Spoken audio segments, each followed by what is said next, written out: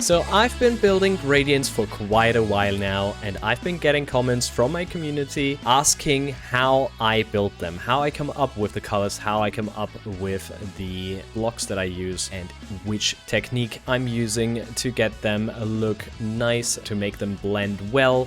And yeah, just in general, what makes a good gradient and what makes a bad gradient a bad gradient.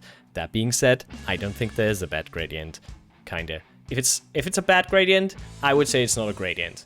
I think that will make much more sense once we jump in. So right here, we start out in creative mode. This is most often the place that I start out when I want to do a gradient. I just look at the creative menu and I look at the blocks that I have to my disposal. So right away, you need to know one thing.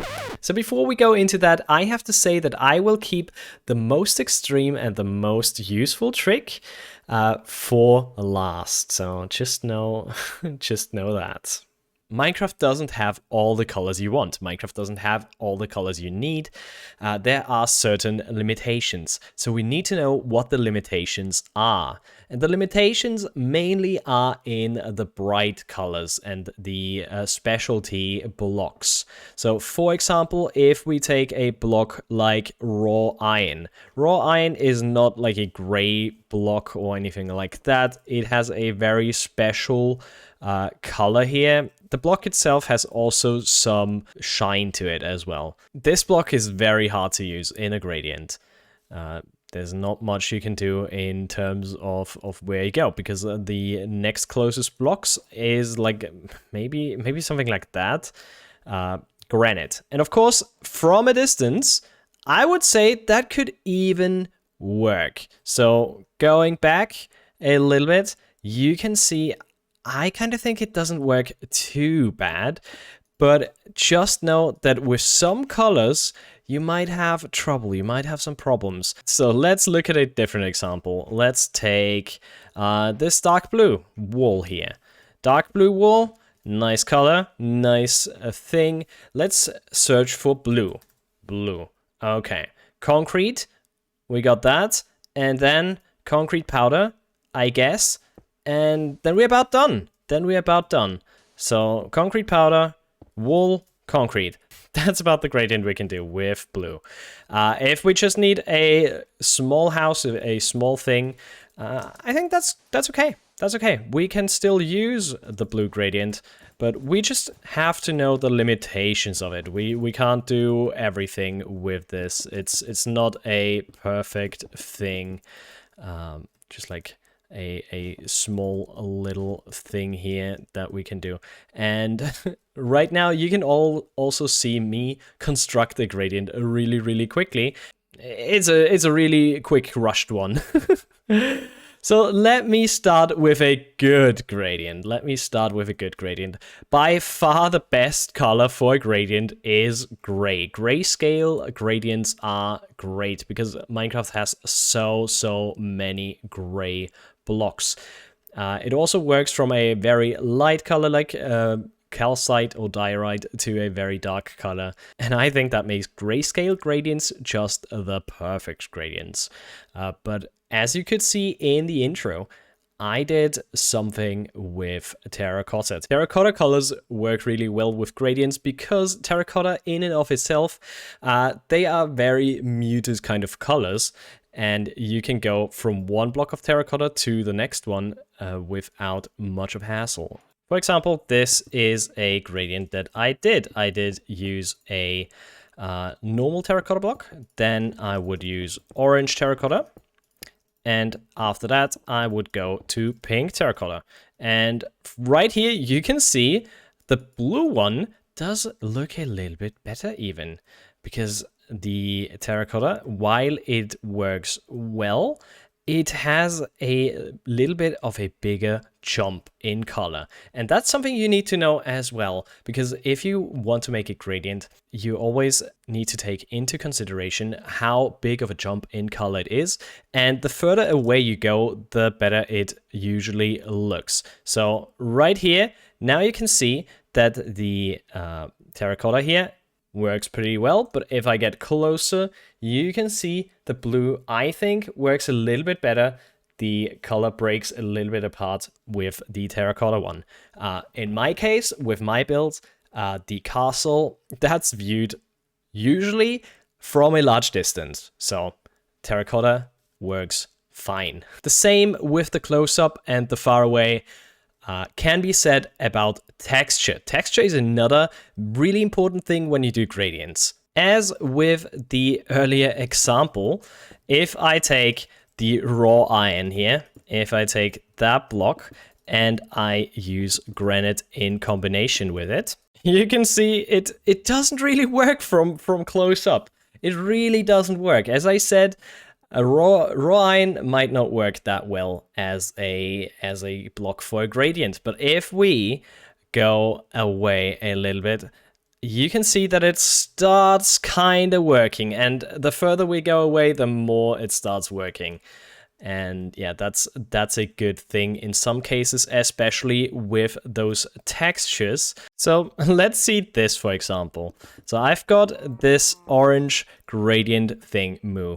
And if we take the wall, that works okay. It's a smooth texture to a somewhat smooth texture. And then we go to the pumpkin, which the color matches up. The color is quite good.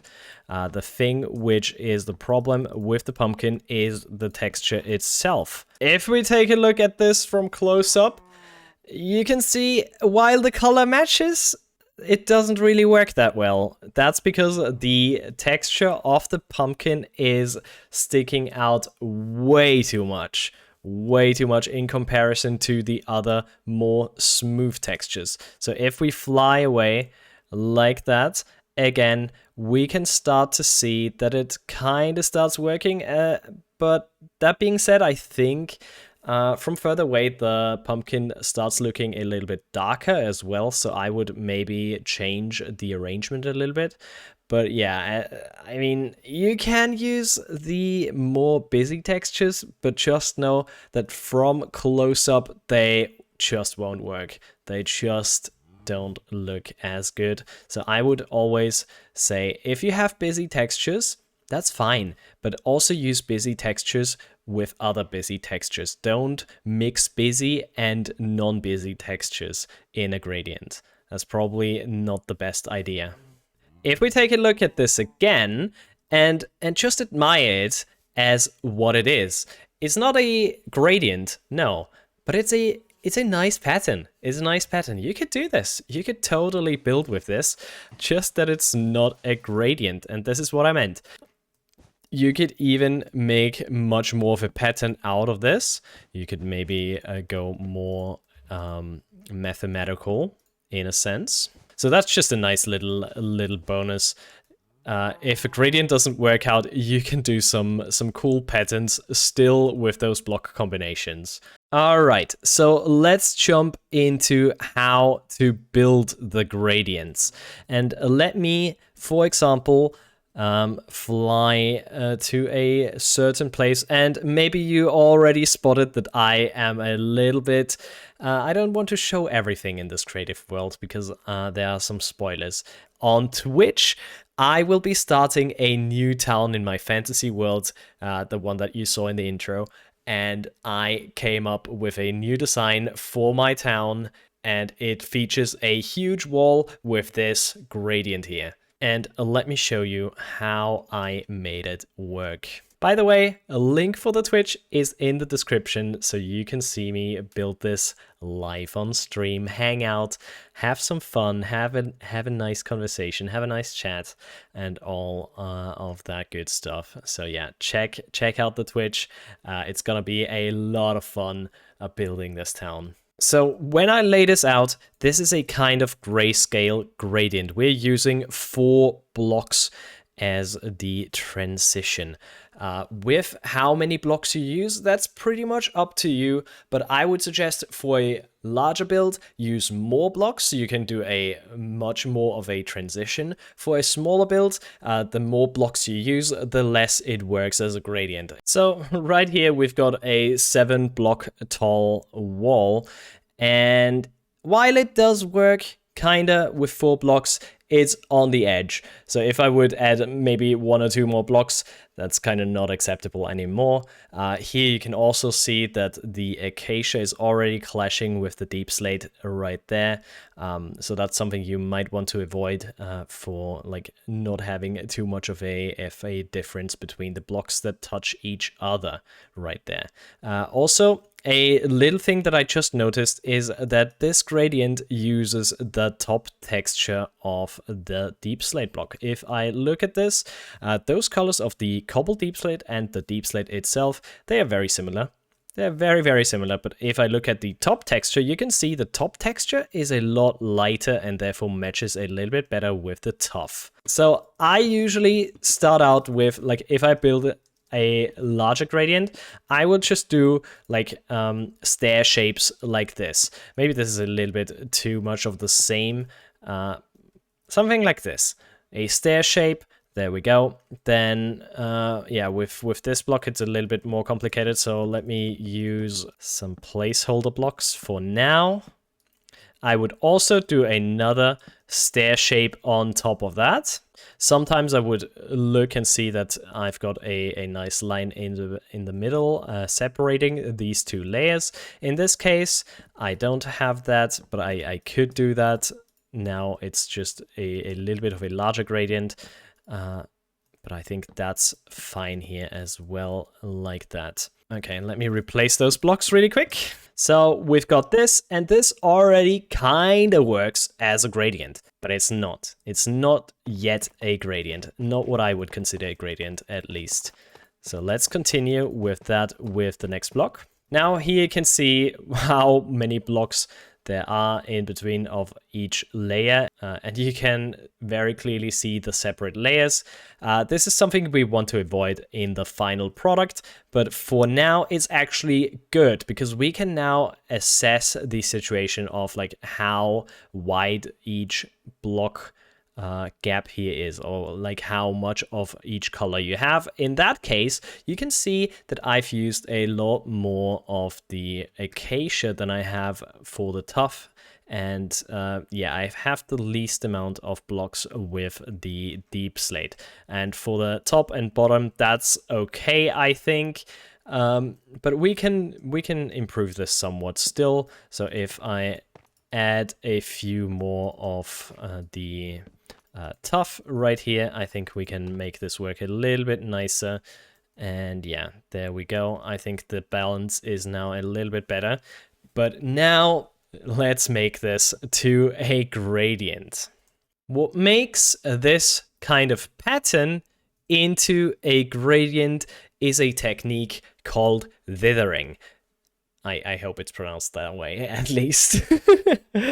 This technique is used in print or in older image formats. If you think of like a GIF, for example, a GIF has just 256 colors, I think, and therefore they have to use dithering to make the colors blend, to make the gradients in those images work. And yeah, so that's the technique they use. So here we have some calcite and mud, and it's just two sides. This is what we have right here, even though we have a little bit of a line, and it's not a straight line. This is kind of the same deal we have here. And what dithering does, it simply moves blocks from one side to the other. Blocks or pixels in the case of a GIF, for example.